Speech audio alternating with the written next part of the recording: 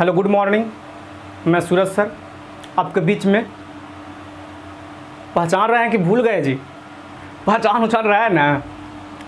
जो बच्चा नहीं पहचान रहे हैं उनके लिए भी, और जो बच्चा खासकर हमारे कोचिंग संस्थान से जुड़े हुए थे और लॉकडाउन के कारण उनकी पढ़ाई बाधित हो गई है, अब उनके मम्मी पापा लगातार कॉल कर रहे हैं कि सर पढ़ाइए ना, पढ़ाइए ना, पढ़ाइए ना, आप लोग कब खोलिएगा, कब बंद कर दिए, वीडियो बना के भेज दीजिए, या करके भेज दीजिए, वह करके भेज दीजिए। कारण बस हमको आना पड़ा, और जो पीछे हम लोग पढ़ चुके थे हम उसके आगे पढ़ाएंगे। लेकिन देखिए, आपको जो हम लोग पढ़े यूरोप में राष्ट्रवाद शायद पढ़ चुके थे, तो यूरोप में राष्ट्रवाद हम लोग पढ़े, उसके अलग अलग चैप्टर जो है साम्यवाद और समाजवाद है। तो राष्ट्रवाद थोड़ा हम बता दें, जो नए बच्चे वो भी जान लें, क्योंकि यूट्यूब पर जाएगा वीडियो तो सब न देखेगा जी। तो आप लोग भी देख रहे हैं, आप अपने जो दोस्त हैं उनको ही बताइए कि जो आपका लक्ष्य कोचिंग सेंटर से जो है ना वीडियो बन रहा है, चैनल चल रहा है और पढ़ाई सुचारू ढंग से शुरू हो गया है। हर टीचर आपको अवेलेबल हैं, आएंगे क्लास, अगर आप लोग चाहें तो लगातार क्लास मिलेगी। आप कैसा फीडबैक देते हैं उस पर डिपेंड करता है। तो आइए हम आपको राष्ट्रवाद के बारे में शुरू करते हैं। देखिए, राष्ट्रवाद बहुत लोगों के बीच में ऐसी भ्रांतियां बन गई है कि जो व्यक्ति झंडा लेकर दौड़े वही राष्ट्रवादी है, उसके अंदर राष्ट्रवाद है। लेकिन आपके सामने जो परिभाषा लिखी गई है राष्ट्रवाद का, ज़रा इसको देखें आप। पहले हम भी कुछ पढ़ लें। राष्ट्रवाद अपने राष्ट्र के प्रति एक ऐसी भावना है जो किसी विशेष भौगोलिक, सांस्कृतिक एवं सामाजिक वातावरण में रहने वाले लोगों के बीच प्रेम एवं एकता का संचार करती है। अब इसको हम समझना चाहेंगे। जैसे समझ तो आप भी गए होंगे, लेकिन फिर भी हमारे अंदर से समझिए अब ज़रा। राष्ट्रवाद अपने राष्ट्र के प्रति, साहब अब राष्ट्र समझते होंगे या राष्ट्र भी समझाना होगा? तुम लोग तो समझता ही होगा जी, लेकिन समझो ज़रा। राष्ट्रवाद अपने राष्ट्र के प्रति एक ऐसी भावना है जो किसी विशेष भौगोलिक, सांस्कृतिक एवं सामाजिक वातावरण में रहने वाले लोगों के बीच प्रेम एवं एकता का संचार करता है। प्रेम, एकता, भौगोलिक, सामाजिक, ना कितना बड़ा बड़ा शब्द इसमें लिखा गया है ना। आप लोग मुस्कुराते हैं कि नहीं मुस्कुराते हैं, कि भूल गए? मुस्कुराते रहिएगा। देखिए, अपना राष्ट्र, सबसे पहले हम जानेंगे राष्ट्र के बारे में। कैसी राष्ट्र शब्द मेरे सामने आ गया, राष्ट्र के बारे में हम जानते ही नहीं हैं। जिस देश में आप रहते हैं ना, जिस देश की मिट्टी का खाना दाना खाते हैं ना जी, वही है अपना राष्ट्र, उसी को कहते हैं राष्ट्र। तो अपने राष्ट्र के प्रति, यानी कि अपने देश के प्रति, एकदम से आराम से समझना आपको है, अपने देश के प्रति एक ऐसी भावना। अब भावना समझिए, कोई व्यक्ति ऐसा कुछ सोचता है, उसके अंदर कुछ इस प्रकार की प्रवृत्ति पाई जाती है ना कि उसको लगता है कि हम इस काम को कर सकते हैं, या आसपास कुछ घटना ऐसा घट रहा है जो उसको देख रहा हो और उसको बदलना चाहता हो, लेकिन बदलने में सक्षम भी हो सकता है, शायद ना भी हो, लेकिन बदलने के लिए उसको चाहेगा। ऐसी भावना अंदर आ जाए, उसका विकास हो, ना कि विनाश करने के लिए, ठीक है, जो किसी विशेष भौगोलिक, सांस्कृतिक एवं सामाजिक वातावरण में रहने वाले लोगों के बीच। अब विशेष शब्द जो यूज हुआ, इसको जरा अंडरलाइन कीजिए आप। और भौगोलिक, विशेष कहने का मतलब कोई विशेष जहां पे हम रह रहे हैं, ना कि हम रह रहे हैं इंडिया, सोचे पाकिस्तान के बारे में, ऐसा ना होना चाहिए, ठीक है। एकदम से आपका पर्सनल जहाँ पे आप रहते हो, जहाँ पर जैसे इंडियन मैप में अगर बात की जाए, इस तरह से है ना जी आपका नक्शा जी, तो जहाँ तक भारत की भूमि है साहब, तो हम अपनी भूमि की बात करें, वही ना हमारे लिए विशेष भूमि हुई, कि जिस विशेष भूमि से हमको खाना दाना मिलता है, अनाज चावल उगता है ना जी, उसके उपरांत तो कुछ होना काम है, नहीं तो ऐसा होगा नहीं काम। तो ठीक वैसी परिस्थिति में जहाँ पे विशेष भौगोलिक, सांस्कृतिक एवं सामाजिक वातावरण में रहने वाले लोगों के बीच, जितने लोग वहाँ रहते हैं, जितने भी लोग रह रहे हैं, और उन लोगों के बीच में एक ऐसी भावना उत्पन्न हो कि सब के बीच में जो है ना प्रेम और एकता का विचार उत्पन्न हो, सबके बीच प्रेम बढ़े, एकता बढ़े। ठीक इस प्रकार की भावना ही राष्ट्रवाद कहलाएगी। लेकिन आजकल हम देख रहे हैं अपने राष्ट्र में ना कि राष्ट्रवाद की परिभाषा ही बदल दी गई है कि अगर आप झंडा लेकर दौड़ना शुरू करते हैं तब आप राष्ट्रवादी हुए साहब। झंडा छोड़ दिए यानी कि आप राष्ट्र के विरुद्ध हो गए। कुछ भी अगर हाल ही की घटनाओं को हम देखें तो हमारे देश के जो प्रधानमंत्री साहब हैं आपके मोदी जी एकदम से फेमस है राष्ट्रवाद के प्रति। उनको जब भी देखा जाए तो राष्ट्रवाद दिखता है सामने। लेकिन मेरे नज़र से राष्ट्रवाद वैसा नहीं है जो यहाँ दिखाया जा रहा है। यहाँ कहा गया साहब कि सांस्कृतिक एवं सामाजिक वातावरण में रहने वाले लोगों के बीच प्रेम एवं एकता का भावना या संचार उत्पन्न करती है, यानी कि बढ़ावा दिया जाए तब ना राष्ट्रवाद। अब बताइए, हम जब भी देखते हैं, हम आप न्यूज़ चैनल खोलते होंगे ना शायद, मिल जाता होगा दो शब्द बहुत ज़रूरी है यहाँ फिलहाल भारत में, एक हिंदू एक मुस्लिम। अब बताइए आप, हिंदू मुस्लिम दो पार्ट में जब देश बांटे तो एकता कहाँ से? तब तो इस अंडरलाइन जो किया गया है इसको हटा देना चाहिए हम लोग को, तब ना राष्ट्रवाद की परिभाषा हम देंगे। एकता शब्द हटा दी जाए यानी कि राष्ट्रवाद अलग अपनाए हुए हैं। फिर देखिए लोगों के बीच प्रेम की भावना, प्रेम बढ़ेगा जी? नहीं ना, तो ये भी गलत है। तो जो हमारे देश में अभी फिलहाल स्थिति है साहब, वो इस राष्ट्रवाद को नहीं बता रही है। उसकी अलग परिभाषा है। उसकी परिभाषा है कि झंडा लेकर दौड़िए। ठीक है, जो हमारे माननीय प्रधानमंत्री बोल दें, उनके जो पीछे वाले लोग हैं बोल दें, उनको फॉलो करें, उनकी बातों को, तब आप राष्ट्रवादी हो, आपके अंदर राष्ट्रवाद है। अगर नहीं बोल पाए, नहीं फॉलो कर पाए, आप राष्ट्रवादी नहीं हैं। चाहे कुछ भी कर लीजिए, कुछ भी, इसको डिलीट कर दीजिए जो बेटर है, लेकिन उनकी बातों को मानिए जो अच्छा है।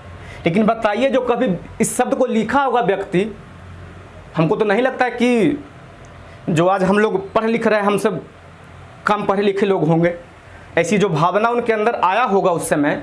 बताइए कि जब हर देश पे कोई ना कोई गुलाम था, कहीं भूखमरी थी, हर प्रकार की कमियां थी साहब, उस समय ऐसी बात निकलना किसी के माइंड का उपज इस प्रकार का बहुत गजब होगा। हम सोच नहीं सकते हैं अभी फिलहाल, वो उतना साल पहले सोचे, कुछ तो बातें होंगी ना, कि नहीं होगा? क्लियर हो रहा है आप लोग? जैसे ऑफलाइन होते आप तो बीच में कुछ वार्तालाप भी होती कि सर यहाँ पे वैसा वैसा, लेकिन कोई दिक्कत नहीं है। अगर कुछ दिक्कत रह जाए आपके अंदर, कमेंट बॉक्स में आप कमेंट्स कर दीजिएगा, हम क्लियर करेंगे। लेकिन इसको आप समझ लें, और केवल समझना नहीं है जी, समझे और याद किए। केवल हम मैट्रिक पास कर गए, 10वां में अच्छा नंबर लिया है, ये जो आपको लिखाया गया है ना साम्यवाद समाजवाद, ये तो राष्ट्रवाद लेसन 1 का है। लेसन 1 यूरोप में राष्ट्रवाद पढ़ने के लिए शायद है। तो राष्ट्रवाद शब्द वहाँ की उत्पत्ति कहाँ हुई कहाँ ना हुई, जिसके बारे में हम लोग ना बताएंगे। केवल राष्ट्रवाद आपको बता दिया जा रहा है कि ताकि आप समझें राष्ट्रवाद क्या है, जो आप क्लियर कर लें। इसको याद कर लेंगे, लिख लीजिएगा, मैट्रिक एग्जाम दीजिएगा, पास भी हो जाइएगा। लेकिन केवल पास होने तक सीमित ना हो, हर शिक्षकों की यही उद्देश्य होती है। तो हम बता दे रहे हैं आपको कि राष्ट्रवाद अपने राष्ट्र के प्रति एक ऐसी भावना जो किसी विशेष भौगोलिक, सांस्कृतिक एवं सामाजिक वातावरण में रहने वाले लोगों के बीच प्रेम एवं एकता का संचार करती है। साहब सांस्कृतिक समझते ही होंगे आप लोग। सामाजिक, सांस्कृतिक शब्द को अगर हम लिया जाए, हम लोग समझे तो बस लिख देना ही नाम मात्र नहीं ना है सांस्कृतिक। कल्चर समझते हैं ना हर किसी व्यक्ति का। जैसे अब हाल ही में चुनाव हुआ शायद असम में, तो वहाँ की संस्कृति के बारे में कि यहाँ का इस पर चोट दिया जाएगा, ये करा जाएगा, वो सब गलत था। जो भी है हम समझना चाहेंगे इसको। अगर हम बिहार में बिलोंग करते हैं, बिहार से बिलोंग करते हैं, तो बिहार की भी अलग अपनी सांस्कृतिक है। जैसे बिहार में आपका फेमस है छठ पूजा, नहीं है जी? तो छठ पूजा हमारी संस्कृति के अंतर्गत है साहब। जो छठ पूजा बिहार का है, एकदम से इसके अंदर का है। तो इस पे अगर कोई चोट दे, इसको कोई ना करने के लिए कहे और बताए फिर कि तब आप राष्ट्रवादी हो जाइएगा, तब संभव है? नहीं है। हमको इसको भी बचा लेना है, इसको आगे ले जाना है। जैसे हम लोग सुने थे कैसा कुछ कि शायद मुंबई में छठ मनाने पर रोक लगा दी गई है कि नहीं मना सकते हैं। भला बताइए आप, हमारा देश भारत में ही महाराष्ट्र भी है, भारत में ही बिहार भी है, कि उससे बाहर है जी। जब हम राष्ट्रवाद की बात करते हैं यानी कि एक राष्ट्र की बात करते हैं ना, उस राष्ट्र के अंदर रहने वाले लोगों की बात करते हैं ना, कि अलग कहीं और किसी की बात करते हैं, इसी पर ना बात करते हैं जी। तो उसके अंदर तो बिहार भी है, तो बिहार का भी कल्चर बहुत मायने रखता है। या महाराष्ट्र में भी कुछ भी पूजा हो, गणेश पूजा होता है वहाँ फेमस तौर पे है। हम लोग बिहार में मनाते हैं ना कि नहीं मनाते हैं? कि बिहार के लोग गणेश जी की मूर्ति तोड़ना शुरू कर देते हैं कि नहीं, ये तो मुंबई में बनता है, हम लोग यहाँ नहीं मनाएंगे। ऐसा है नहीं ना। लेकिन देखिए वहाँ जब छठ पूजा मनाने के लिए लोग, वहाँ तो गंगा है भी नहीं, समुद्र में लोग गए थे, तो शायद उनको पूजा करने से मना कर दिया गया था। यानी कि बिहारी सांस्कृतिक कल्चर बोल लीजिए, उस पर चोट किया गया। तो यहाँ पे भी राष्ट्रवाद कमज़ोर हुआ था कि नहीं हुआ था? हुआ था। लेकिन फिर भी हम लोग मैनेज किए कि चलो भाई आगे ये सब होते रहता है। बहुत सारे, अब उंगली देख रहे हैं 5 ना, बराबर है नहीं ना। हाथ का 5 उंगलियां बराबर तो है नहीं। तो ठीक वैसा ही राष्ट्र, तो राष्ट्र में भी बराबर सोच के लोग नहीं हैं, अलग अलग प्रवृत्ति के लोग हैं, अलग बात है। लेकिन आप लोग इसके मन में अंदर रखिए, ज़्यादा बढ़िया है। जो आपको पढ़ाया जाए किसी मीडिया के दौर पे, उसको मत अपनाइए। परिभाषा यही है कि अपने लोगों के बीच एकता का भाव, अपनी संस्कृति और अपने राष्ट्र के प्रति जो विकास की भावना है ना, उसको बढ़ाया जाए। राष्ट्रवाद इसको कहते हैं। समझ में आया? फिर आगे हम आपको साम्यवाद और समाजवाद के बारे में बताते हैं। इसको तब तक लिख लीजिए। देखिए आप लोग, राष्ट्रवाद क्लियर हो गए, लेकिन अब आपका जो मेन चैप्टर आपका है सेकंड, साम्यवाद एवं समाजवाद, हम उस पर आएंगे। राष्ट्रवाद भली बुद्धि अब समझ गए आप कि राष्ट्रवाद क्या था। अब आते हैं ज़रा समाजवाद। तनिक इसको भी आप स्क्रीनशॉट ले लें, ज़्यादा बढ़िया होगा। ले सकते हैं, ले लिए। देखिए इसकी क्या परिभाषा है और हम लोग का जी रहे हैं समाज में, उसको ज़रा बता दें आपको। समाजवाद शुरू ही हो रहा एकदम से समाज से ना, कि समाज, उसके बाद वाद है। तो समाजवाद एक ऐसी विचारधारा है जो समता मूलक समाज की स्थापना पर बल देता है, जिसका मुख्य उद्देश्य समाज की आर्थिक समानता है, जिसमें धन संपत्ति का स्वामित्व और वितरण समाज के नियंत्रण के अधीन हो। बड़ा सुंदर सुंदर इसमें शब्द ऐड हुआ है, समता मूलक। फिर देख लीजिए यहाँ पे है स्वामित्व, वितरण, आर्थिक समानता।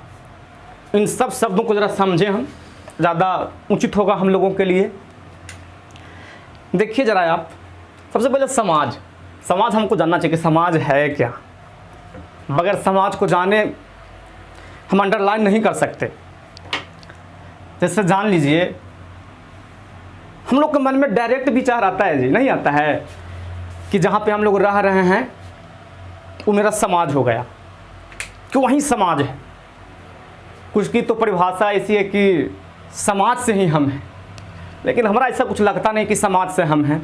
बहुत सारे लोगों को मैंने सुना आसपास कि समाज आपको बहुत कुछ देता है, सच में देता है, लेकिन कोई ये कह दे कि समाज से हम हैं, एकदम से गलत है। देखिए समाज हमसे है, ना कि समाज से हम हैं। सोचिए कि अगर हमारी मौजूदगी ना हो, आपकी मौजूदगी ना हो, तो बगैर आपका कोई समाज का निर्माण हो सकता है? अगर हो तो बताइए। लिखने वाले लिख गए, बोलने वाले भी बोलते हैं कि समाज से ही हम हैं। इस समाज से ही हम हैं ये डिफाइन नहीं करता साहब, मेरे अनुसार। हो सकता है कि कोई बता सकता है या कोई अगर आपको लगे कि ना सर आप गलत बोल रहे हैं तो कमेंट्स बॉक्स आपके लिए पड़ा हुआ है, लिख सकते हैं। उस पर भी हम फिर से एक नया वीडियो बना के भेजेंगे कि ना ही ये गलत है या सही है जो। लेकिन देख लीजिए, समाज, हम जहाँ पे रहते हो, हम लोग जहाँ रह रहे हैं, आसपास का माहौल, एक घर, 2 घर, 3 घर, 4 घर, जितना हो सके, जितना बड़ा विस्तृत हो सके। जैसे यहाँ पे हम लोग रह रहे हैं, ठीक, समझिए ज़रा आप, समझिए कि सब घर है, दिख रहा होगा आपको। अब अगर एक घर है साहब, तो इसको हम समाज कहें तो ना गलत होगा कहना, तब गलती हो सकता है। देखिए ज़रा, इस सब के सब समझिए कि घर है, सब में एच लिख दिए जी, क्लियर। अब इसको हम इस जमी से जोड़ दे, मतलब कि यहाँ पे, अब यहाँ पे जो लोग रहने वाले हैं, लोगों का रहना, लोग एक साथ आए, यहाँ का हर विचार, मतलब कि भौगोलिक भी, सांस्कृतिक भी, हर प्रकार का सब एकजुट, आना जाना, मिलना जुलना होता है ना समाज में, तब ना कहते हैं कि समाज है। जहाँ इस प्रकार की क्रिया शुरू होती है, तब यह जो है ना रूप लेगा समाज का, ठीक। समाज का रूप कब लेगा? जब हमारे जैसे लोग, हमारे जैसे एक एक घर के लोग मिलेंगे, तब एक समाज का निर्माण होता है। ना कि समाज पहले से बना हुआ है और उसके पीछे हम लोग आएंगे, ऐसा नहीं है। यानी कि समाज का नींव एक व्यक्ति होता है, यानी कि तब हम बोलते हैं ना कि समाज हमसे है, समाज से हम नहीं है। हाँ, समाज में हम रहते हैं तो समाज में बहुत प्रकार की क्रियाएं होती हैं जो जन्म लेने के उपरांत हम सीखते हैं भी। जैसे हम लोग कभी पतंग उड़ाना सीख रहे हैं अगर आज, तो कोई समाज का लड़का पहले उड़ाया होगा। हम लोग रामायण महाभारत देखे, सुने, फिर हम लोग भी तीर धनुष चलाना सीख लिए, अब गोली बंदूक चलाना सीख रहे हैं सब के सब, या कुछ आगे जो भी क्रियाएं घटती है इसके अनुसार हम सीखते हैं। तब इसी को लोग अंडरलाइन करके बोल दिया जाता है कि समाज से हम हैं। समाज से हम नहीं है, समाज हमसे है, इसको समझ लीजिए आप। लेकिन इसको हटाइए, अब समाज समझ गए होंगे आप लोग। हम आते हैं समाजवाद पर डायरेक्ट। तो समाजवाद एक ऐसी विचारधारा जो समता मूलक समाज की स्थापना पर बल देता है। समता मूलक यानी कि समाज में जो है ना समानता का भाव, समानता यानी कि बराबर, इक्वल, ना कि कोई अमीर गरीब, इस जाति का इस जाति का, बंटना नहीं चाहिए समाज। अगर बंट रहा तो समाज डिफाइन हो जाएगा। समता मूलक समाज की स्थापना पर बल देता है, जिसका मुख्य उद्देश्य, समाजवाद का जो परिभाषा दिया गया, इसका मुख्य उद्देश्य यही है कि आर्थिक समानता, जिसमें धन संपत्ति का स्वामित्व और वितरण समाज के नियंत्रण के अधीन हो। समाजवाद मुख्य तौर पे बता रहा है साहब कि जो आर्थिक समानता मिलनी चाहिए, आर्थिक पैसा रुपया समझ में आता है ना। तो आर्थिक कहने का ही मतलब है कि इकोनॉमिक सिस्टम मतलब हम लोग पढ़ते होंगे शायद, तो पैसा उसा के बारे में जब चर्चा हो तो समझ लीजिए कि आर्थिक बातें हो रही है। तो वहाँ पे लोगों को जो है ना बराबर अधिकार मिले, वहाँ पे लोगों को बराबर अधिकार मिले। आर्थिक समानता जिसमें धन संपत्ति का स्वामित्व मतलब समझते हैं कि अपना अधिकार, और वितरण समाज के नियंत्रण के अधीन हो। और वितरण मतलब कि डिस्ट्रीब्यूट करना उस समाज के नियंत्रण के अधीन हो। अगर ऐसी परिस्थिति नहीं है यहाँ, तब समाजवाद की परिभाषा गलत है। और शायद हम देखते हैं कि अपने समाज में ऐसा है, कहीं कि हम लोग निजी संपत्ति पर ज़्यादा ध्यान देते हैं।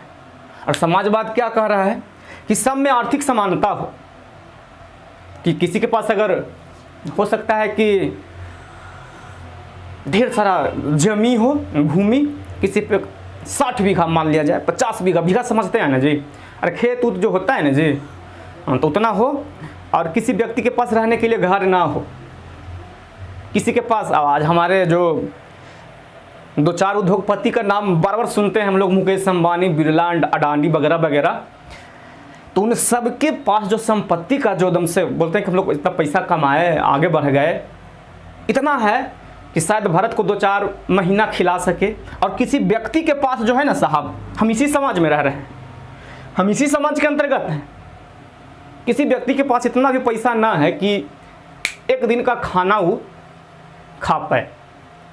फिलहाल लगा हुआ है लॉकडाउन, और ये चीज़ देखने के लिए आपको बहुत मिलेगा, आर्थिक तंगी देखने के लिए मिल रहा है लगातार।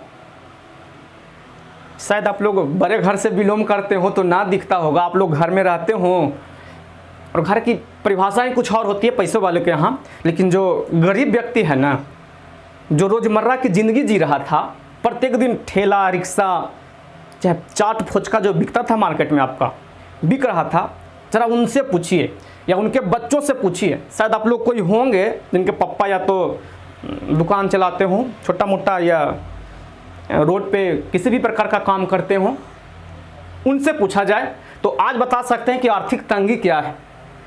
कि सच में अगर समाज में जो है ना लोग, ये जो लिखा गया शब्द, ऐसा ऐसा शब्द हमारे विचार धारा है क्या है वगैरह वगैरह लिख दिए लोग, और लोग बहुत पढ़ाते हैं समझाते हैं, लेकिन कोई अपनाने के लिए सब तैयार नहीं है, तो उनसे पूछिएगा, तब आर्थिक तंगी और आर्थिक समानता को दर्शाएंगे कि सच में समानता है क्या, नहीं मिलेगा। हम देखे जी, शायद परसों ही निकले, हम मार्केट घूम रहे थे, तो एक जो होता है ना पानी पूरी वाला, मुंह में पानी आ रहा है, खा नहीं आना चाहिए, तो पानी पूरी वाला देखे कि जरा गली में लगाए हुए था ठेला। आ गया साहब, पुलिस को तो ऑर्डर मिला हुआ है कि जाइए दे दनादन शुरू कर दीजिए। पहुंच गया और ठेला वाला पे दम से फायर हो गया, मार रहा है उसको। लेकिन हम लोग लॉकडाउन तोड़ के आए हुए थे, शायद लॉकडाउन तोड़ेंगे क्या, मतलब कि हम जहाँ पे रहते हैं गली में वहीं पे बेचारा बेच रहा था। हम लोग दरवाजे पे अपने खुद पे थे, बाहर आए थे, देखें वो भागने के चक्कर में उसका सारा जो बनाया हुआ था पानी पूरी सब के सब गिर गया। और 2-4 हम देखे पुलिस वाले को एकदम हंस रहा था, तब हमको लगा कि शायद ये सब पढ़ा लिखा तो है, लेकिन पढ़े लिखे पे कलंक व्यक्ति सब है। ठीक है कि आपको सरकार अनाउंस कर दी है कि आप जाइए और रूल फॉलो करवाइए, जो कोरोना प्रोटोकॉल उसको पालन करवाइए, लेकिन समझना चाहिए सरकार को भी कि कोई कोई ऐसा व्यक्ति है साहब आज भी कि जो खाना खाने में सक्षम नहीं है। आपके कागज़ों पे जो बयानबाजी है वो शायद गलत हो, उसके पास ना पहुंच रहा हो,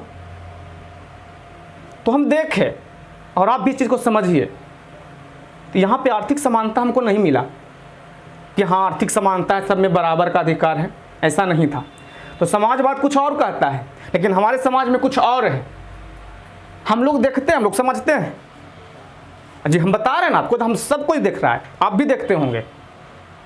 आपके पापा के पास अगर ढेर सारा पैसा होगा वो भी देख रहे होंगे। हम भी ऐसा हैं आपके जैसे में, हमारे पास अगर ढेर सारा खेत और ढेर सारा पैसा रहता तो हम भी देने के लिए तैयार नहीं हैं कि हम किसी को बराबर में ले आएँ। ये अंदर का विचार ही नहीं है। तो विचार जो हमारे अंदर नहीं है तो ये विचारधारा कहाँ से आएगा, नहीं आना है। तो इसकी समानता लाने के लिए सर इस तरह का प्रक्रिया का समाजवाद शब्द दिया गया, गढ़ा गया। कुछ लोग थे जो इस प्रकार का काम किए, मार्क्स वगैरह वगैरह ढेर सारे, उन लोगों पर हम चर्चा ना करेंगे। हम केवल समाजवाद समझ रहे हैं, ना कि कौन इसको दिया नहीं दिया, इस पर नहीं चर्चा कर रहे हैं, केवल समाजवाद। इसको हम समझा रहे हैं, समझिए आप। क्या आपको लगता है कैसा है? तो नहीं, आपका सवाल और आंसर खुद बताइए आप, तो नहीं लगेगा कि नहीं सर ऐसा तो सही में कि नहीं है ऐसा। कहने के लिए तो सब बोल दे कि क्या होगा, बराबर तो है, ये सब के सब खा रहा है, सब पी रहा है, कौन मर रहा है? लेकिन मर रहा है। हम बोले मर रहा है तो मर रहा है। और जिनके पापा का पैसा ढेर सारा है ना, उनको दिक्कत नहीं है, लेकिन जिनको दिक्कत है वो हो सकता है कि थोड़ा होते हैं ना, आदमी स्वाभिमानी होता है, तो दिल की बात ना किसी से कहे तो ना भी कहता है, और भूखे भी मर जाएगा। अब किसी के सामने हाथ फैलाए मेरे पास पैसा नहीं है, तो कल होकर आप भी बोलेगा तू तो भीख मांगता है यार, है ना। तब वैसा व्यक्ति जो हम फुचका वाला के चर्चा कर दिए, 7 स्वाभिमानी व्यक्ति हैं वो सोच रहे हैं कि ना हमको कुछ तो पैसा कमाना है ना जी, उनका बाल बच्चा है ना जी।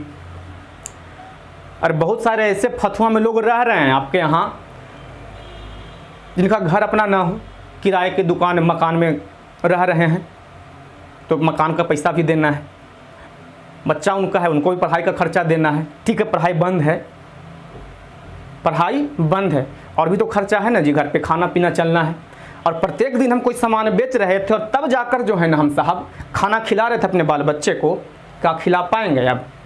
तब उनके सामने लॉकडाउन सबसे भारी साबित हो रहा है, और वहाँ पे आपको आर्थिक तंगी दिखेगी, वहाँ पे न स्वामित्व दिखेगा, न वितरण उनके हाथों में है, कुछ भी नहीं है। तो हम इसको समाजवाद को भी हम फॉलो कहाँ कर रहे हैं, हम नहीं कर रहे हैं, केवल हम पढ़ रहे हैं। और आपका भी काम है कि इसको याद कर लीजिए, स्क्रीनशॉट ले लीजिए, आप भी यही कीजिएगा, पढ़ लीजिएगा, जाइएगा एग्जाम में बैठिएगा, इसको भी ढंग से लिख लीजिएगा। ये 3 नंबर क्या आएगा जो आपको बताए पहले, राष्ट्रवाद, साम्यवाद, समाजवाद, फिर उपनिवेशवाद, इस प्रकार की हम चीज़ें आपको लिखेंगे और थोड़ा आगे पढ़ाएंगे। उन 3-4 टॉपिकों में से आपको एक आना है, कंफर्म आएगा, इसमें आप तनिक भी मत घबराइएगा, आएगा ही, समझ रहे हैं आप। तो ये परिभाषा है, तो आप परिभाषा केवल मत समझिएगा, हो सके तो आगे आकर सच बोलना सीखिएगा कि नहीं सर सच में ऐसा है। अगर आपके पास रहे थोड़ा पैसा तो इन लोगों को मदद कीजिए जो रोड पे भी आए हुए हैं, आर्थिक तंगी झेल रहे हैं। केवल पढ़ना और पढ़ाना क्या है जीवन में, कुछ नहीं है। तनिक उसको अपनाइए अपने जीवन में, तब ना मज़ा है, बगैर अपनाए कुछ नहीं मज़ा है। ठीक है, तो देख लीजिए आप, ये परिभाषा है, कुछ समझ आया आपको कि स्थापना पर बल देता है जिसका मुख्य उद्देश्य समाज की आर्थिक समानता हो, मतलब कि आर्थिक रूप से लोग समान रूप से, ना कि कोई अमीर गरीब, मतलब बराबर के दृष्टिकोण से देखा जाए आर्थिक रूप से, यानी कि पैसा दैसा जो है ना सबको बराबर रहे, किसी के पास किसी के जाने की जरूरत ना पड़े। ऐसी विचारधारा थी समाजवाद की। ठीक, जिसका जो धन का संपत्ति जो है, धन संपत्ति समझते हैं ना, उसका स्वामित्व का और वितरण का अधिकार समाज के अधीन हो। कि हम जिस समाज में रह रहे हैं ना, देखिए रेट नहीं सुधरेगा, जिस समाज में हम रह रहे हैं ना, तो इस समाज के अंतर्गत जो है ना सब के सब दिखे। ठीक, यही है आपका कि इसका अधिकार हो सब चीज पे, पैसा उसा जो भी रहे, ना कि किसी विशेष व्यक्ति का, तब समाजवाद की परिभाषा होगी। ज़्यादा हम कुछ ना बोलेंगे अभी फिलहाल, मिलते हैं फिर। देखिए अभी तभी चल रहा है समाजवाद, आगे इसका स्क्रीनशॉट ले लीजिए आप ढंग से, फिर आपको हम लिखाते हैं साम्यवाद। लीजिए इसको, देखिए हम लोग समाजवाद पढ़ लिए, फिर साम्यवाद। साम्यवाद भी थोड़ा वैसा ही है समाजवाद के, ठीक मिलता जुलता, लेकिन कुछ इसमें है जो आपको समझना होगा, उसके लिए हम हैं। इसको पहले एक बार स्क्रीनशॉट ले सकते हैं आप लोग, ले लें, ज़्यादा बढ़िया रहेगा। आइए ज़रा अब हम लोग इन डिटेल चले। आप लोग भी मुस्कुरा रहे हैं ना जी, मुस्कुराते रहिएगा, मुस्कुराना बहुत ज़रूरी है। ना मुस्कुराइएगा जीवन में ना, तब बहुत समस्या है। लोग बहुत ऐसे होते हैं, छोड़िए उन बातों को। साम्यवाद की परिभाषा आपके सामने। साम्यवाद एक ऐसी विचारधारा जिसमें समतामूलक वर्ग विहीन समाज की स्थापना हो तथा ऐतिहासिक और आर्थिक वर्चस्व के प्रतिमान को ध्वस्त कर उत्पादन के साधनों पर समूचे समाज का स्वामित्व। हम लोग पहले पढ़े साम्यवाद, समाजवाद, उसमें केवल था कि आर्थिक समानता, जरा इस पर जोर दीजिएगा, ध्यान दीजिएगा। उसमें केवल था आर्थिक समानता, कि समाज में आर्थिक समानता किस प्रकार से लाई जाए। लेकिन जरा यहाँ देखिए कुछ बदला है एक ही शब्द, लेकिन यहाँ पर कुछ बदल गया। वहाँ था कि आर्थिक समानता हो समाज में, लेकिन यहाँ देखा जाए तो एक ऐसे वर्ग विहीन समाज की स्थापना की जाए जिसमें ऐतिहासिक और आर्थिक वर्चस्व के प्रतिमान को ध्वस्त कर। अब ऐतिहासिक मतलब कि इतिहास के जरा पीछे वाला बात को जरा हम लोग समझेंगे कि जिस प्रकार से पहले के राजा महाराजाओं का जो था क्रियाकलाप एकदम से अलग था कि जो ऊंचे जाति के शायद व्यक्ति हों तो नीचे जाति के व्यक्तियों के संग में ना बैठना, उनका क्या बोलते हैं रॉयलिटी, रॉयल, इस प्रकार का शब्द जो है ना बहुत खटकता था कि हम इस प्रकार के व्यक्ति हैं, तुम इस प्रकार के व्यक्तियों से मानसिक प्रतिभेद उत्पन्न कर देते थे लोग कि तुम इस जाति से बिलोंग करते हो, तुम्हारे पास इतना पैसा है। समझ रहे हैं ना कि नहीं समझ रहे हैं आप? देखिए क्या था, समाज की स्थापना ऐतिहासिक। अब तनिक सोच लीजिए, ऐतिहासिक ये जो शब्द है ये कहीं से लिया गया। देखिए पीछे वाला बात को जोड़कर यहाँ बनाया जा रहा है और इसी को हमको समझना सबसे पहले है। कुछ ऐसे धरोहर मान लिया जाए जैसे लाल किला, आप लोग आपके सामने अभी होगा, रेड फोर्ट, ताजमहल, है ना जी कि नहीं है? ताजमहल, लाल किला, ये जो सब के सब आपके सामने दिखने के लिए मिलता है, सब ऐतिहासिक धरोहर है, नहीं है? या ऐतिहासिक कुछ और सोच भी हम इसको सामने रख सकते हैं कि पहले जो लोगों का सोच था कि हम वर्गविहीन जो कमज़ोर वर्ग के लोग हों उनसे अलग रहें, अपना जो आसपास का माहौल हो उन लोगों से अलग बनाए रखें। लेकिन अब ऐसा नहीं है, क्या समझे आप? अब हम इसको हटा दिए, अलग कर दिए। तो ऐतिहासिक और आर्थिक वर्चस्व के प्रतिमान को ध्वस्त कर, ये जितने भी पुराने रीति रिवाज थे साहब, उन सबको हटाने की बात की जा रही है यहाँ पे साम्यवाद में। उन सबको हटा दी जाए। ध्वस्त करना क्या है? या तो तोड़ दीजिए या तो हटा दीजिए, यही ना कि अब यहाँ पे है, इसको हमको ध्वस्त करना है तो इसको या तो यहाँ से नीचे गिरा दीजिए। अब पिलर बहुत बड़ा जो 4 मीनार का है, अब उसको ध्वस्त कर देना। तो वैसा नहीं जो हम शब्द अभी बोले कि 4 मीनार को ध्वस्त कर देना, उस प्रकार की ध्वस्त नहीं करना है। ऐतिहासिक और आर्थिक वर्चस्व के प्रतिमान को ध्वस्त करना कि कोई राजा पहले का जो था बनाए हुए अपना एकदम से पैसा से बिल्डिंग तिल्डिंग जो कहते हैं ना, बना लिया एकदम से और सोचा कि अब मेरा का मेरा है। लेकिन देखिए उस समय जो बना होगा तो उस समय के भी जो लोग हैं इसमें कार्यरत हुए होंगे या नहीं कार्यरत हुए होंगे। उस समय के लोग भी इसमें काम अपना दिए होंगे, योगदान दिए होंगे।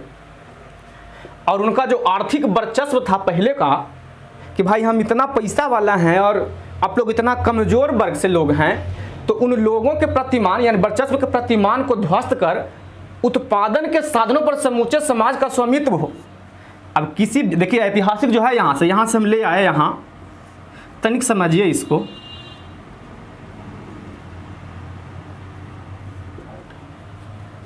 अब कोई ऐसा फील्ड समझ लीजिए, मैदान ऐसा है साहब कि जिसमें उपजाऊ मिट्टी हो। अगर उस समझ में ना आ रहे तो इसमें आते हैं जरा। उपजाऊ मिट्टी का मैदान हो और किसी खास व्यक्ति का पहले से था, ठीक है, तो उस पे अगर उसका अपना ही अधिकार रहता, उस खास व्यक्ति का ही अधिकार होता और उसको हम ध्वस्त नहीं करते, तो ना समाज में आर्थिक समानता आती, नहीं समाज हमारा ग्रोथ कर पाता।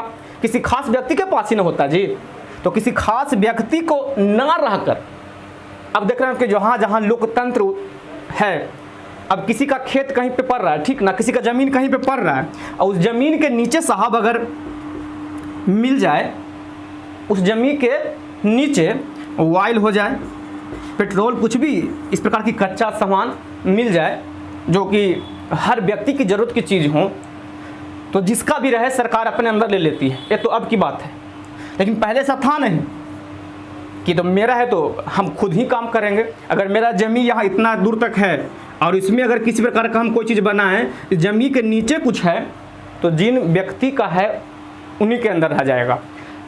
तो ज़रूरत पूरे समाज को अगर है तो समाज तक पहुँचेगा नहीं जी। और जब समाज तक पहुँचेगा नहीं तो आप ज़रा सोच लीजिए समाज तक ना पहुँचे, किसी खास व्यक्ति के पास ही रह जाए, तब समाज का विकास भी संभव नहीं है। और साम्यवाद कह रहा है आपको कि आर्थिक वर्चस्व के प्रतिमान को ध्वस्त कर उत्पादन के साधनों पर, कि कुछ भी उत्पादन हो रहा है इस जमीन में, कुछ भी उत्पादन हो रहा है ऐतिहासिक जगहों पे, तो उस प्रकार के साधनों को ध्वस्त कर, ध्वस्त में गिरा कर, उसको हटा कर, उस कुरीतियों को खत्म कर, है ना, समूचे समाज का स्वामित्व हो, टोटल समाज का स्वामित्व हो, मतलब उस पर समाज का अधिकार, समाज में हर कोई व्यक्ति बैठ मिलजुल कर बांट ले, समान अधिकार, ये आपका है साम्यवाद। लेकिन ऐसा हम लोग देख नहीं पा रहे हैं, अभी भी समाज में ऐसी नहीं है, नहीं है तो नहीं है। कोई ऐतिहासिक व्यक्ति है जो आर्थिक रूप से आपको दे दे पैसा उसा, नहीं देने वाले लोग हैं, कोई नहीं देते हैं। आपके पास होता आप भी नहीं देते, कि दे देते, नहीं देते आप भी साहब। देने के पीछे कॉज नहीं है ना, आपके पास कारण नहीं है, क्यों दे, लेकिन देना चाहिए, नहीं देना चाहिए, देना चाहिए। बहुत सारे लोग तो झूठ बोलकर भी लगता है कि हम दे दिए, झूठ मूठ का भी दे ज़्यादा बढ़िया है। साम्यवाद की परिभाषा इस प्रकार से रहेगी, आप लोग स्क्रीनशॉट इसको ले सकते हैं, लीजिए, ले लिए होंगे। साम्यवाद एक ऐसी विचारधारा है जिसमें समतामूलक वर्ग विहीन समाज की स्थापना हो तथा ऐतिहासिक और आर्थिक वर्चस्व के प्रतिमान को ध्वस्त कर उत्पादन के साधनों पर समूचे समाज का स्वामित्व हो। पुरानी कृतियों को त्याग देना है, साफ साफ शब्दों में ही बताया जा रहा है कि ऐतिहासिक बात को छोड़ दीजिए कि मेरे पिताजी के पिताजी पिताजी के पिताजी इस प्रकार के सोच के व्यक्ति थे, उस सोच को हटाइए। जो अभी जमीन पे जो लोग हैं उनका क्या विचार है, उनके बारे में सोचा जाए, तभी हमारा जो है ना समाज का विकास होगा, और तब इस परिभाषा को हम अपने जीवन में अपना पाएंगे। तब हम बोलेंगे कि हाँ साम्यवाद, इसको हम कह सकते हैं कि हाँ यही साम्यवाद है, और नहीं तो साम्यवाद इसको हम नहीं कह सकते। अगर आप कह रहे हैं, आपको लग रहा है कि सर कुछ छोड़ रहे हैं आप, तो हम तो हर बार बोल रहे हैं ना कि आपको कमेंट बॉक्स आपके लिए पड़ा है कि हाँ इस शब्द को यूज कर लें। ज़्यादा इस पर हम चर्चा ना करेंगे। अब जितना भी हो आप लोग याद कीजिएगा, 2-4 बार लिखिएगा, इसको याद हो जाएगा। फिर आगे आपको हम उपनिवेशवाद समझाते हैं, इसको आप लीजिए स्क्रीनशॉट। आइए हम लोग साम्यवाद समाजवाद क्लियर कर लिए, एक टॉपिक और बच गया आपका उपनिवेशवाद, जो भी क्लियर कर लें ज़्यादा बेटर है, क्योंकि 3, 4, 5 जो है ना, साम्यवाद, समाजवाद, उपनिवेशवाद, एक और है पूंजीवाद। तो पूंजीवाद कुछ खास है नहीं, बस इसी में हम आपको खत्म कर देंगे आपका, इसको भी आप लोग समझ लें।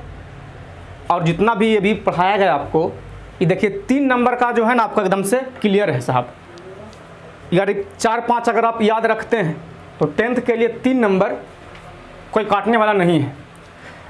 एग्ज़ाम होती है 2 सीटिंग में ना जी, फर्स्ट और सेकंड, या तो फर्स्ट में दे दे या सेकंड में दे दे, लेकिन ये देगा उपनिवेशवाद, समाजवाद, साम्यवाद, राष्ट्रवाद, पूंजीवाद और कुछ नहीं।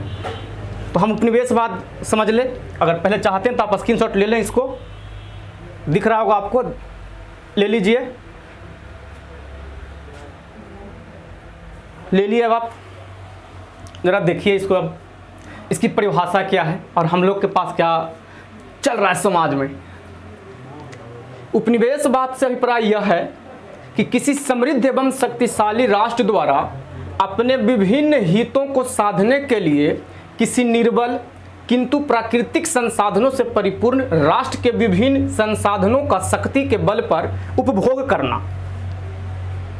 आप भी समझ गए होंगे उपनिवेशवाद।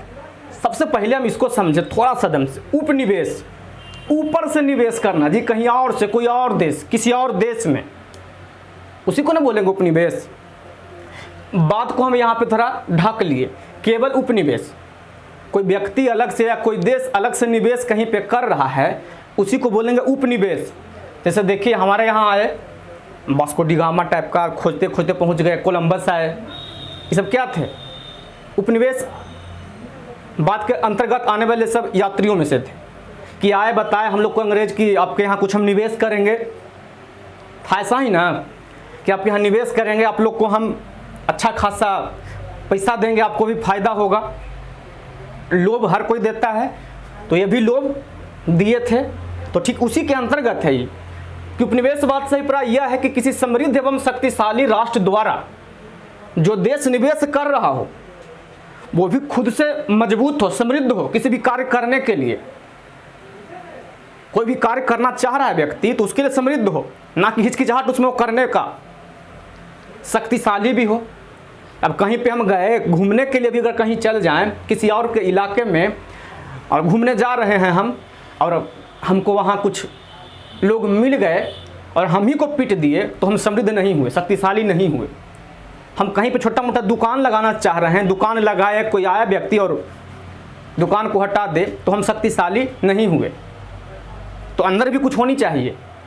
तो वैसा देश जो समृद्ध एवं शक्तिशाली हो, ठीक, और उसके द्वारा अपने विभिन्न हितों को साधने के लिए, विभिन्न हितों को साधने के लिए, अब हितों मतलब समझ लीजिए जरा कि अपना इच्छा जी कि क्या क्या चीज़ हम करें जिससे जो है ना हमको लाभ प्राप्त हो, किसी निर्बल किंतु प्राकृतिक संसाधनों से परिपूर्ण राष्ट्र के विभिन्न संसाधनों का शक्ति के बल पर उपभोग करना, कि क्या हम यूज करेंगे, क्या वहाँ कर दी जाए कि जिससे हमको कुछ फ़ायदा हो, और फ़ायदा पहुँचाने के लिए हम कुछ भी कर दें। लास्ट जो डिजिट आपका है साहब, देख लीजिए कि संसाधनों से परिपूर्ण राष्ट्र के विभिन्न संसाधनों का शक्ति के बल पर उपभोग करना। अब ऐसा देश खोजेगा व्यक्ति कि जहाँ पे जो है ना उस देश में जहाँ हम निवेश करने जा रहे हैं वहाँ का मिट्टी भी, वहाँ के लोग भी, वहाँ का कल्चर भी, सब कुछ परिपूर्ण रहे, संसाधनों से परिपूर्ण रहे साहब। अब वहाँ कहीं हम निवेश कर दिए, वहाँ संसाधन है ही नहीं। हम कहीं चल गए पहाड़ पे जाकर दुकान छोटा मोटा खोल दिए और खाने वाला कोई है ही नहीं, फ़ायदा है दुकान चलाने से? वहाँ जो हम दुकान लेके जाएंगे और फिर वहाँ से हम लौटा के सामान अपना खा के खुद लेके चल आएंगे। तो वैसा देश नहीं, जहाँ जाएं वो वहाँ भी संसाधन परिपूर्ण हो। भारत में लोग आना क्यों चाहे जी? तो भारत में बहुत प्रकार की संसाधन था यहाँ। जैसे यहाँ का जो फेमस था ना काली मिर्च, इसको हम लोग बोलते हैं शायद, क्या बोलते हैं उसको, आप लोग गांव से बिलोंग करते हैं अगर, तो काली मिर्च को शायद गोलकी शायद कहते हैं। तो वो तो भारत का खास तौर पर फेमस था। पूरा यूरोप के बाज़ारों में जो है ना इसकी बहुत बड़ी डिमांड हो गई थी, बहुत ज़्यादा डिमांड था। फिर यहाँ की नील की खेती, यहाँ का जो नील था, यूरोप में भी नील की खेती होती थी, अफ्रीका मूल में भी होता था, लेकिन वहाँ का नील और भारतीय नील में काफ़ी डिफरेंस था। सस्ता था, भारतीय नील जो था सस्ता था और उससे बढ़िया था। तब कोई भी निवेश करने वाला व्यक्ति जो है साहब, कोई भी पैसा कमाने वाला, कोई भी व्यापारी सोचेगा कि हम महंगा किने और सस्ता बेचे या फ़ायदा कम कमाएं, तो क्यों ना सस्ता ही किने भारत से और बेच दे महंगा दर पे, अधिक फायदा के लिए ना निवेश करता है कोई। तो बस वही है आपकी उपनिवेशवाद। कि उपनिवेशवाद से अभिप्राय यह है कि किसी समृद्ध एवं शक्तिशाली राष्ट्र द्वारा अपने विभिन्न हितों को साधने के लिए, उसका जो क्या उससे उसको लाभ होगा, क्या उससे फायदा होगा, विभिन्न हितों को साधने के लिए किसी निर्बल किंतु प्राकृतिक संसाधनों से परिपूर्ण राष्ट्र के विभिन्न संसाधनों का शक्ति के बल पर उपभोग करना। आते थे लोग व्यापारी के रूप में, ठीक है, लेकिन धीरे धीरे समझ लेते थे कि नहीं ये जो है ना मेरे अंदर आ सकता है, ये व्यक्ति जो है हमारी बातों को मान सकता है, इसको अगर हम दबाए तो ये दब सकता है। तो वैसा देश चूज करता था। और दो चार चीज़ आप समझ लीजिए कि जहाँ शिक्षा की कमी हो ना, देश ऐसे भी निर्बल हो जाएगा। तो भारतीय तो लिख रहे थे बहुत बड़े बड़े चीज़, गीतांजलि वगैरह वगैरह हम लोग पढ़ने के लिए, मेरा टैगोर साहब, यहाँ के कनाद मुनि वगैरह वगैरह बहुत सारे यहाँ हैं, लेकिन कुछ खास वर्ग के लोग ही पढ़ लिखे थे, टोटल इन इंडिया नहीं था जी। तो अंग्रेजों की नज़र में हम लोग को लगा कि गवार लोग हैं, जो भारतीय हैं ये गवार हैं, यहाँ हम आ सकते हैं और यहाँ जो है ना संसाधन इनका होगा, यहाँ तो भरा पड़ा है, यहाँ की मिट्टी उपजाऊ है, आप लोग देख ही रहे हैं, अभी भी आप लोग अच्छा खासा समझते हैं, आप लोग खेती बाड़ी करते ही होंगे, बहुत सारे लोग कर रहे होंगे आप लोग खेती। यहाँ की जो मिट्टी भी जो परिपूर्ण है, यहाँ के लोग भी अब समझे कि परिपूर्ण अब हो गए हैं, पहले भी थे, संसाधन यहाँ से परिपूर्ण है ये जी। लेकिन एक चीज़ यहाँ था कि यहाँ के लोग निर्बल भी थे, गरीब, संसाधन रहते हुए भी लोग गरीब यहाँ थे। गरीब होने के पीछे कारण क्या था कि यहाँ के लोगों की जो मानसिकता थी, हम लोग पहले पढ़े ना साम्यवाद, कुछ में बताया कि ऐतिहासिक चीज़ को ध्वस्त करना, तो यहाँ ही बहुत ज़ोर से पनपा हुआ था कि राजा का बेटा राजा, इस तरह से चलना था। जूनागढ़, जम्मू कश्मीर जो वगैरह वगैरह, जो हैदराबाद, ये सब जो एरिया था एकदम से परिपूर्ण था, किसी एक राजा के अंतर्गत आता था, जो चाहे वही काम होगा। हाल ही में शायद 370 हटा जम्मू कश्मीर से, वहाँ के हरि सिंह कुछ राजा थे, उनके अंदर था। इन सब चीज़ों को आपको अभी फ़िलहाल ना पढ़ना है, 10th के बाद आइएगा, उसके बाद हम लोग पढ़ेंगे। फिलहाल 10th है, इसको हम जान लें, ज़्यादा बढ़िया होगा आपके लिए। तो उन लोगों के हाथों में था, तो लोग जो चाहते थे वो करते थे। तो उन्हीं लोग के कारण जो है ना यहाँ लोग पनपे भी। तो केवल कुछ लोग मजबूत थे, कुछ लोग मजबूत थे। सपोज इतना एरिया है ना इंडिया का, तो ये जो है एरिया मजबूत है और इतना जो है ना निर्बल था साहब। संसाधन हर जगह था लेकिन ये लोग निर्बल थे, काम करने के गरीब मजदूर। तो अंग्रेज जो आए या पुर्तगाली आए, जो भी आए यहाँ, सबके नज़रों में यही बात था कि हमको इस एरिया पे किसी प्रकार से हड़प लेना है, अपना समझते हैं ना, अधिकार कर लेना है। लेकिन अधिकार करना है, लेकिन ये जो कुछ पार्ट आपको हम दिखा दे इतना कि जो राजाओं का एरिया है, इसको किस प्रकार से करें। तो आगे पढ़िएगा कि फूट डालो और राज करो की नीति अपनाई गई भारत में। तो लोग इनको तोड़ेंगे, डिवाइड कर देंगे, राजा को राजा से अलग करेंगे कि आप यहाँ के राजा हैं, आपको हम यहाँ भी सौंप देंगे, कुछ लोभ देंगे। वो जान रहे थे कि इनको अगर ज़्यादा हम लोभ देंगे तो लोभ के अंतर्गत ही काम करेगा व्यक्ति।